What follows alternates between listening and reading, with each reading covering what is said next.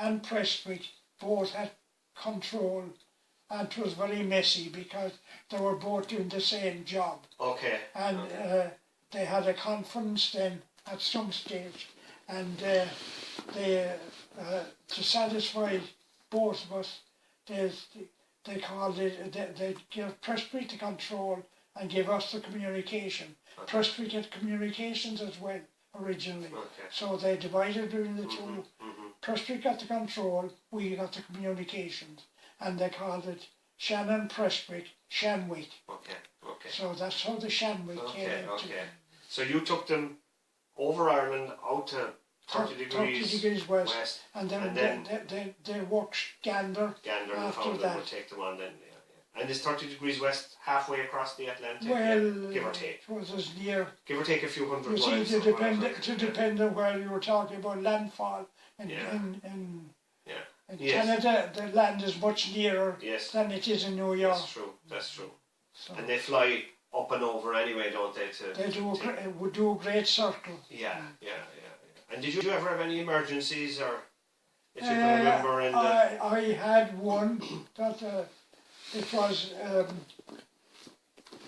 It didn't amount to anything, but I had this aircraft. The Air France had the supersonic aircraft, and they used to fly at a higher level than the ordinary aircraft would go up about 45,000 feet would be the maximum they go up, but the others would go up twice that high, the supersonics.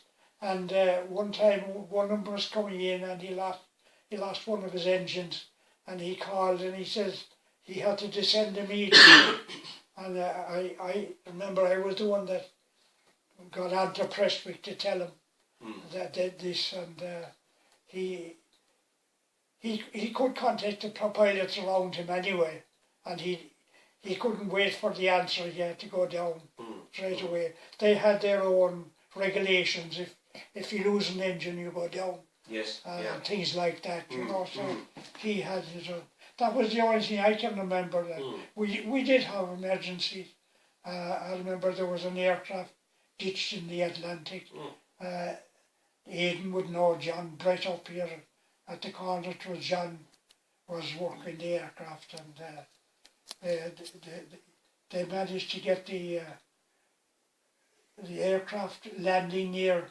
They had ships in the Atlantic that time, weather ships, and he got the plane landed fairly close to the weather ship, and that was the only one I can remember that happened in my time. Was that a passenger plane? There was another one happened only some years back before.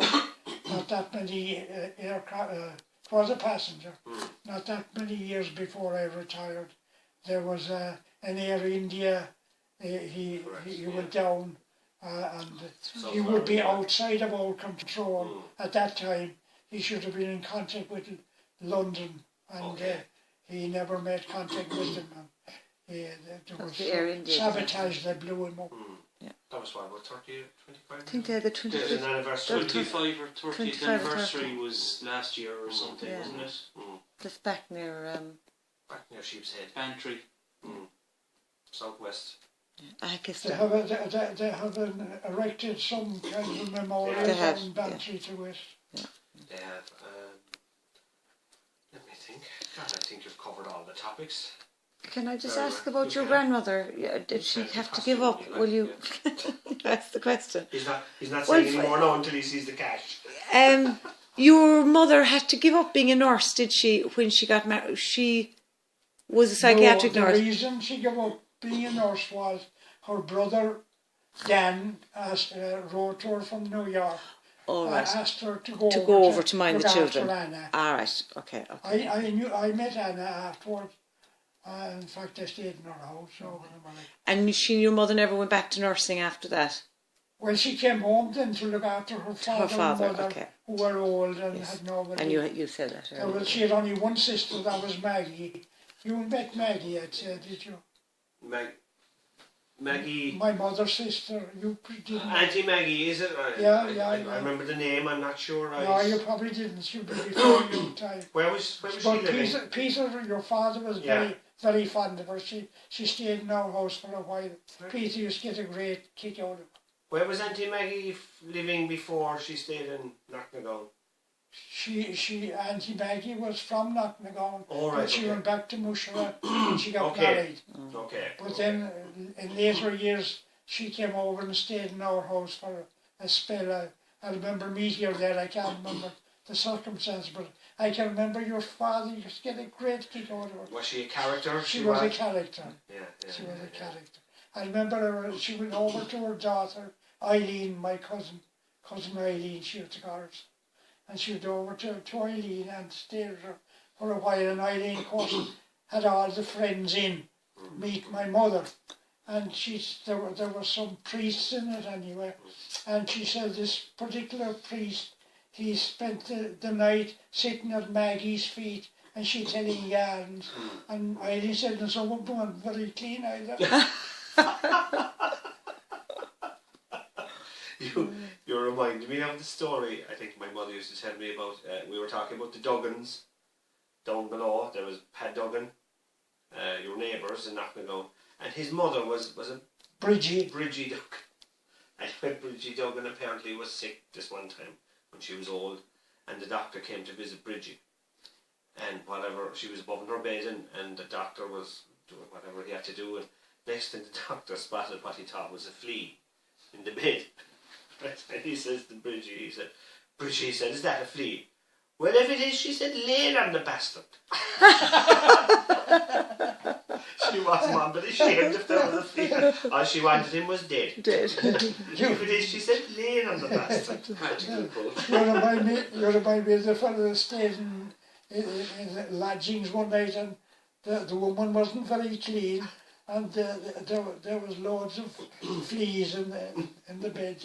And when he came down in the morning, he was making a complaint. And she says, I will have you know, she says, I haven't a single flea in my house. No, ma'am, he said, they're all married and they have large families.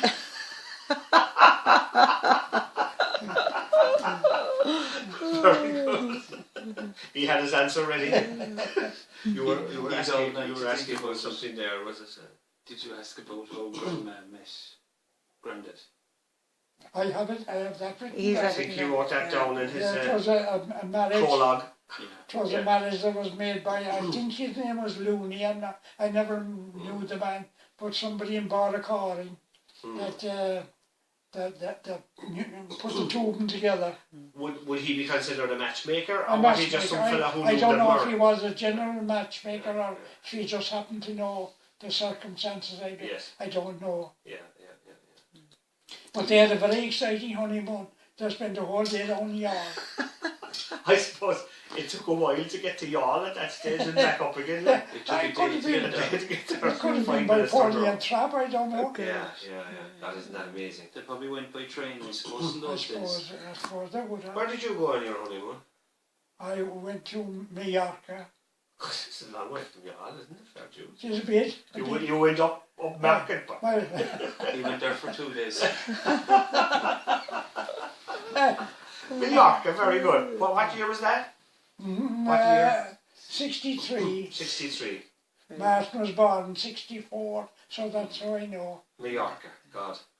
There wasn't a whole pile of people from Ireland probably going on And holidays that time, no, was mind there? you, it had It started started, at that stage. Yeah. My in-laws went there on their honeymoon as well.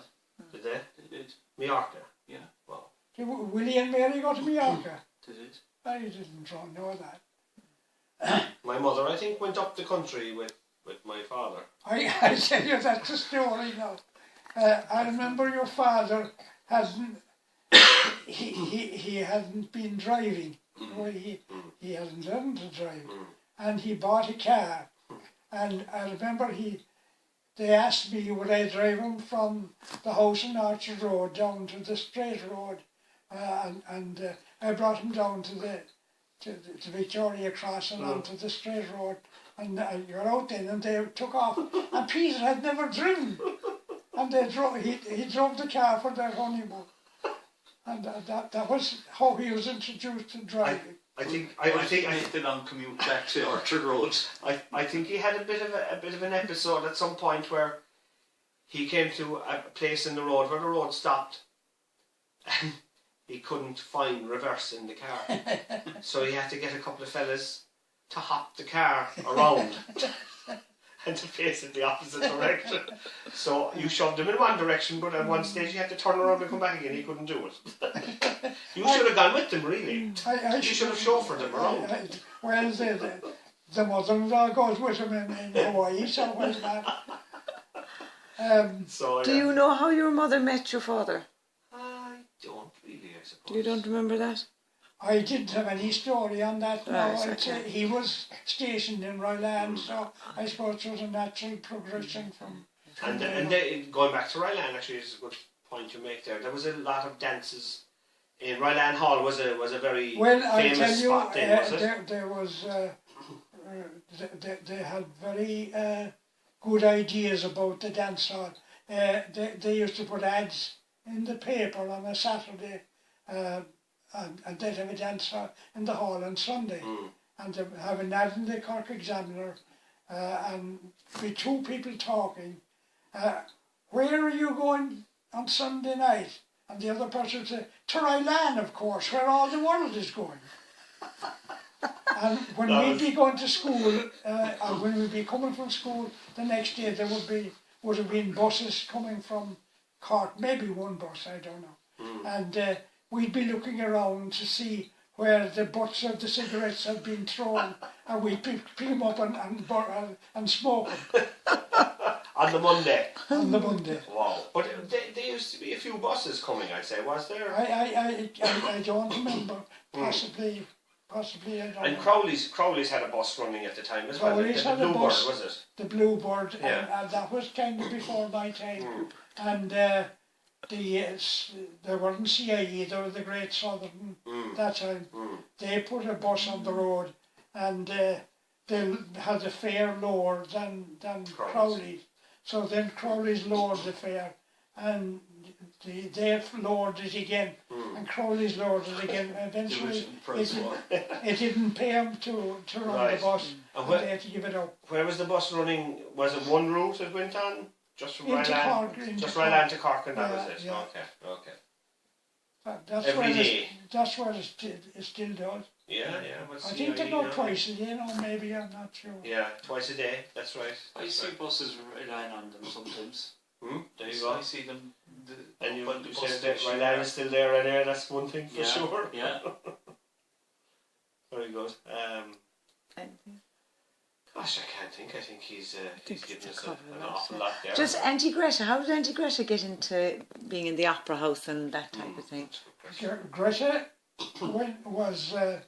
she finished Ryland School for 14, I presume, and the Peter and Eden were in digs in top of the North Main Street, and she went in and she was doing housekeeping there for them, and Tidy came there at some stage, and I came there at some stage, and then in her spare time she went to James Stack and did elocution with James Stack, and he put on plays in the opera house, and she was got into those plays with James Stack, and she ended up by teaching elocution herself in Presentation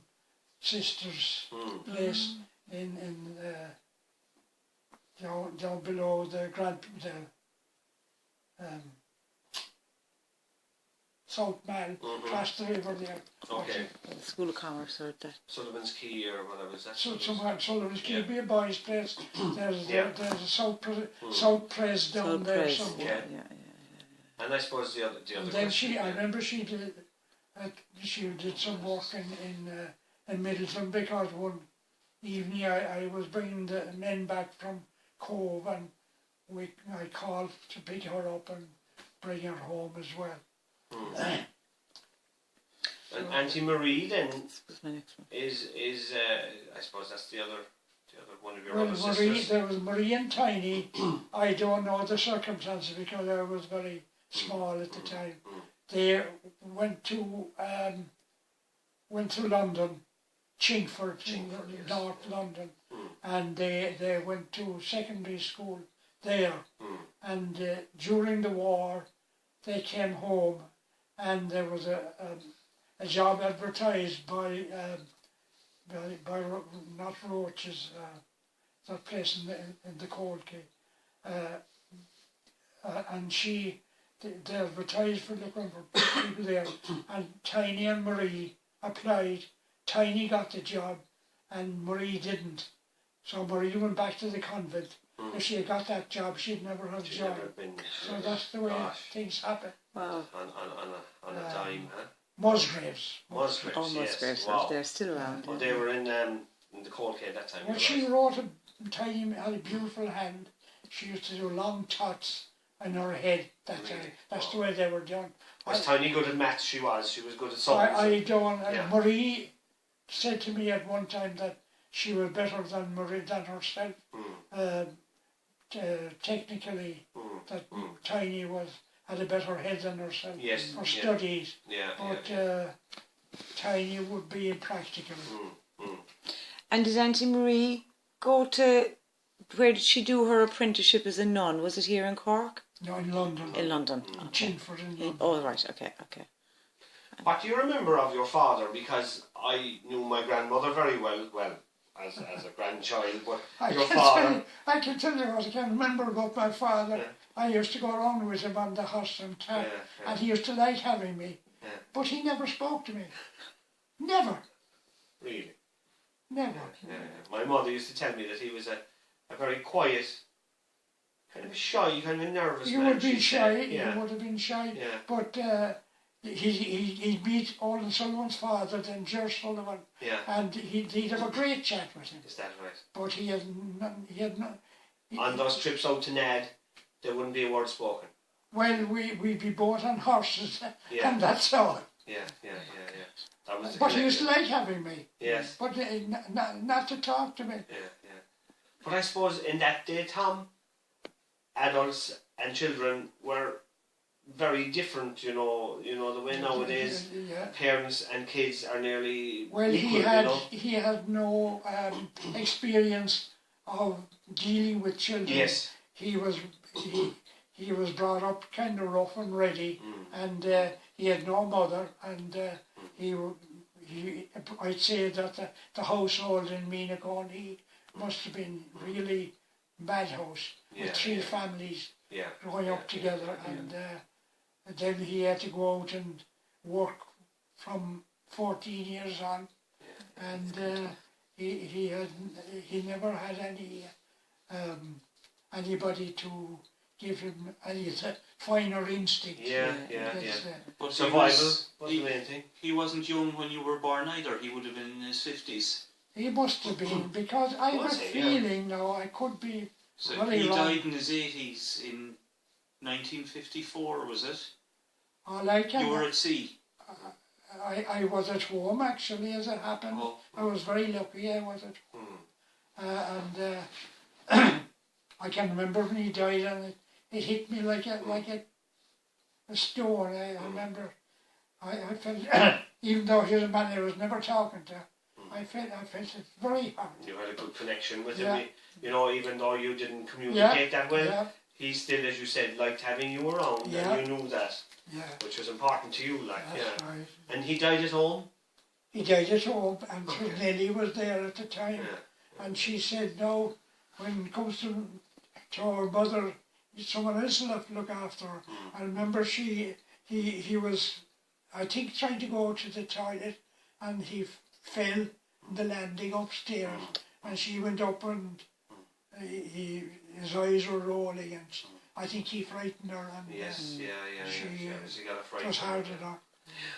So he lived to be a good age, you said, did he? He was 84, He was 79. 79. Yeah. Wow. My mother lived to be 91 or something. 92. God. I remember when she had broke her hip, That's how she died, actually. That's how she died. Well, she never recovered She never completely. came right after that. But she was going into the operating theatre, and being grandma, she was always interested in new things, and an active brain at that age. She was not delighted to be going to an operating theatre, but she was interested and curious because she'd never been in one before. That was her thoughts going in, to see what it was like. I tell you what I thought when she came out, and we went down to see her, and she says, "Did they make you any cup of tea?" Now, that in fairness to her, that's what she asked her. She thought she was at home. Yeah. She never got her head or back properly after probably not. after the operation. Probably not. Yeah. She was a good age, and I suppose. She could have lived longer. It's only for the hip. failed, but maybe it was that she didn't fall out of bed. Maybe she staggered. That's what that was a deal. Or maybe her head went. I don't know. You don't know. But or as far as I thought, she fell out of bed, or fell trying to get out of bed. Well, it appears there's longevity on both sides of the family, so I'll be stuck with him for a long time. We'll have to be stuck with you for quite some time, I'd say. Well, 120, I'd say, would be my max. That's a speed limit as well as a target to live to. Yes. Well, look, I must say thank you for spending an evening with us, and I got a great it's kick very from it. disjointed now, what about it? It's It's perfect. perfect. It's It's very connected natural. very well. Yeah. I'm going to start. And thanks very much. And maybe we'll call again and we'll think of other stories. We'll think of other stories to make up. Thanks, Tom.